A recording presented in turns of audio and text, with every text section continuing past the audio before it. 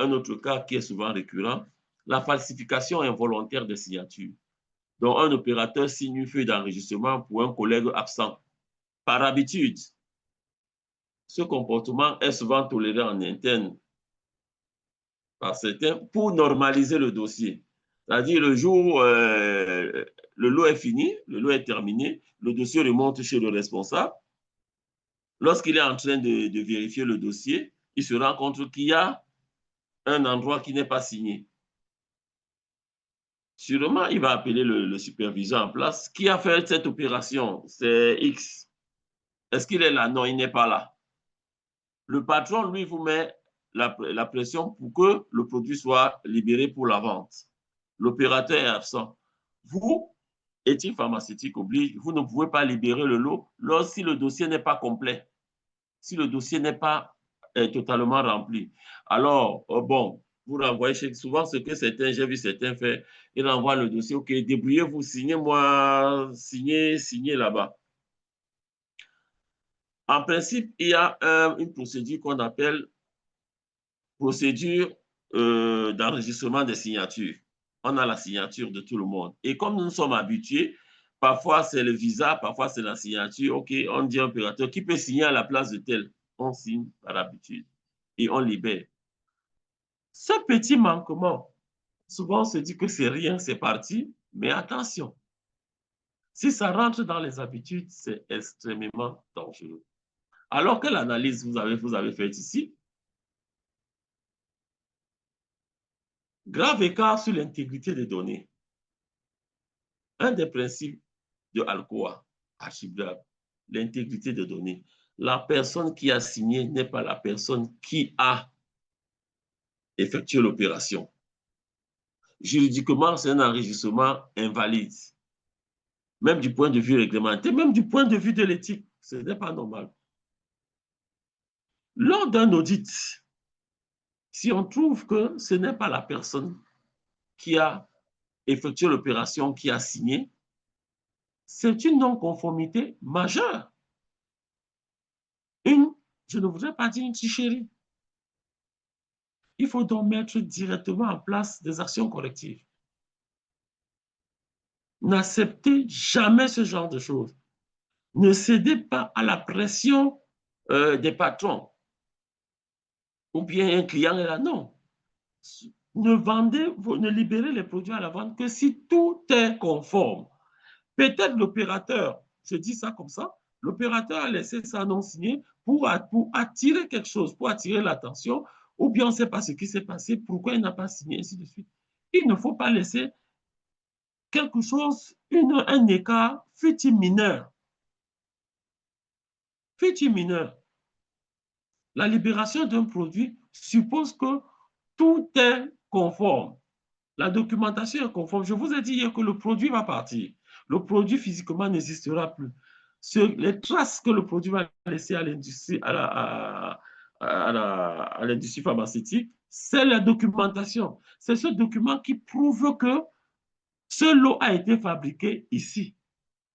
Le lot lui-même, il ne reste que quelques échantillons à l'échantillonthèque, quelques peut-être échantillons qui sont mis en étude de stabilité.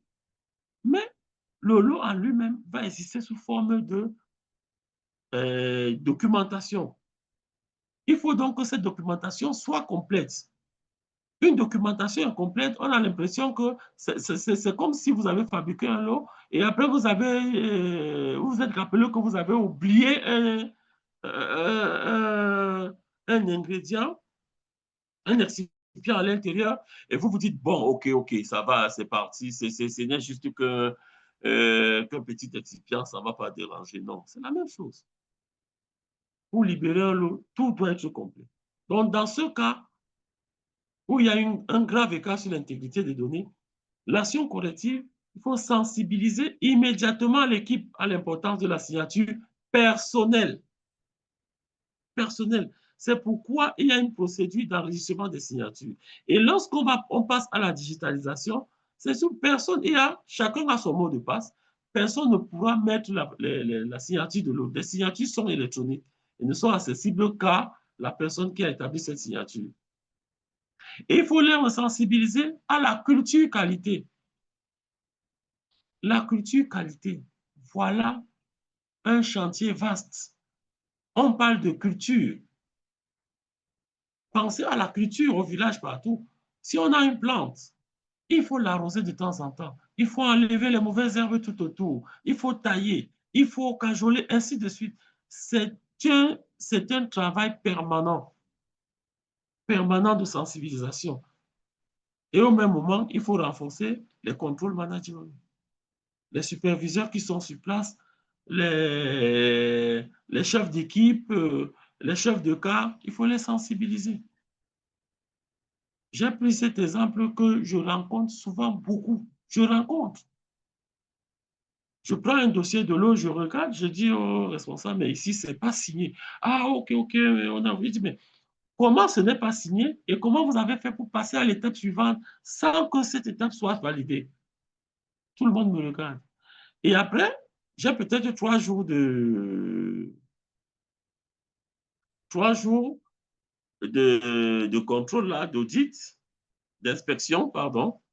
Et par hasard comme ça, à la fin, j'ai remarqué peut-être ça au jour 1, par hasard comme ça, à la fin, je dis, renvoyez-moi un peu le lot, le dossier de l'eau que j'ai vérifié le premier jour. Lorsqu'on me ramène le dossier de l'eau, je trouve que ça a été signé. Alors, question, vous avez fait signer, oui? Et où est la fiche de non-conformité? Non, on l'a seulement dit, il a signé. Je dis non. Il faudra qu'il sache, qu'il dise pourquoi il n'a pas signé. Qu'est-ce qui l'a amené à ne pas signer? Le problème, il faut une fiche qui accompagne. Et en principe, on signe avec la date. Toutes les procédures, lorsqu'il y a signature, mettez non, signature, date. Et je constate qu'on a mis la date, on a reporté la date, il devait signer. J'ai dit, pourquoi il n'a pas mis la date d'aujourd'hui? Non, mais monsieur, mais c'est ce jour-là qu'il avait fait l'opération. J'ai dit oui, mais il n'a pas signé ce jour-là. Alors, j'ai besoin d'une fiche. Remettez la date de la signature et dites pourquoi il a signé ce jour. Et qu'est-ce que vous avez fait comme action corrective et quelle action préventive vous avez fait pour que ceci ne se répète plus. Et là, tout le monde me regarde. Et je constate donc que les gens ne sont pas formés aux actions préventives correctives. Ce n'est pas une faute. Je vous dis, si un inspecteur vient un jour et il voit qu'on a fait une opération le 2, on a signé le 4, et il voit une fiche de non-conformité bien signée avec des trucs, il va même vous féliciter, simplement. Donc, ce n'est pas des choses à négliger. Former les équipes à la culture qualité.